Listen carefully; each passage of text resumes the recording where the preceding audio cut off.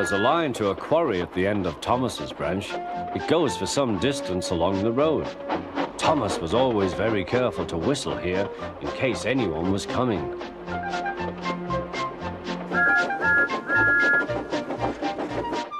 Early one morning, a large policeman was sitting close to the line. Thomas liked policemen. He had been a great friend of the constable who had just retired. Peep, peep, he whistled, "Good morning." Thomas expected that the new constable would be friendly too, but was sorry to see that he didn't look friendly at all. He was red in the face and very cross. "Disgraceful," he spluttered.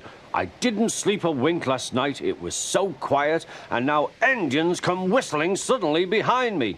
"I'm sorry, sir," said Thomas. "I only said good morning." A policeman pointed to Thomas. "Where's your cowcatcher?" he asked. "But I don't catch cows, sir."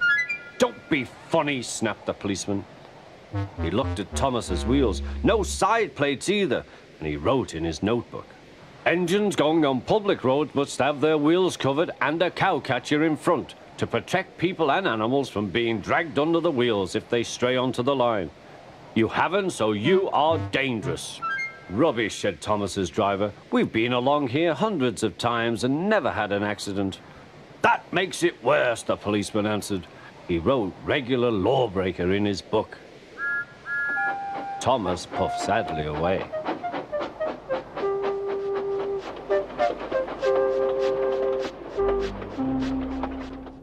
The fat controller was having breakfast. He was eating toast and marmalade. The butler came in. "Excuse me, sir, you are wanted on the telephone." "Bother that telephone," said the fat controller. "I'm sorry, my dear," he said to his wife. "Thomas is in trouble with the police, and I must go at once." At the station, Thomas's driver told the fat controller what had happened. "Dangerous to the public, indeed. We'll see about that." The fat controller spoke to the policeman. But however much he argued with him, it was no good. "The law is the law," he said, "and we can't change it." The fat controller felt exhausted. "I'm sorry, driver," he said. "It's no use arguing with policemen. We will have to make those cowcatcher things for Thomas, I suppose." "Everyone will laugh, sir," said Thomas. "They'll say I look like a tram." The fat controller stirred. Then he laughed. "Well done, Thomas. Why didn't I think of it before? We want a tram engine. When I was on my holiday, I met a nice little engine called Toby. He takes trucks from the farms, but the lorries are taking over most of his work and he needs a change. He has cowcatchers and side plates. I'll write to his controller at once."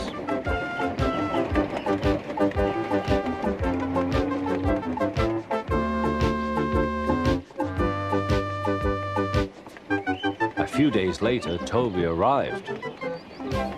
"That's a good engine," said the fat controller. "I see you've brought your coach, Henrietta." "You don't mind, do you, sir?" asked Toby.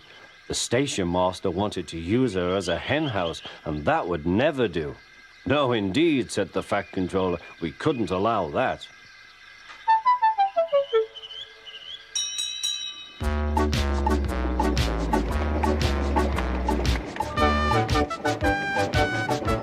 Toby made the silly trucks behave even better than Thomas did.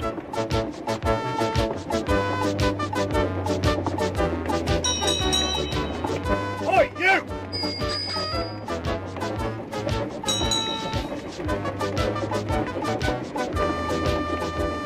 At first, Thomas was jealous, but he was so pleased when Toby rang his bell and frightened the policeman, they've been firm friends ever since.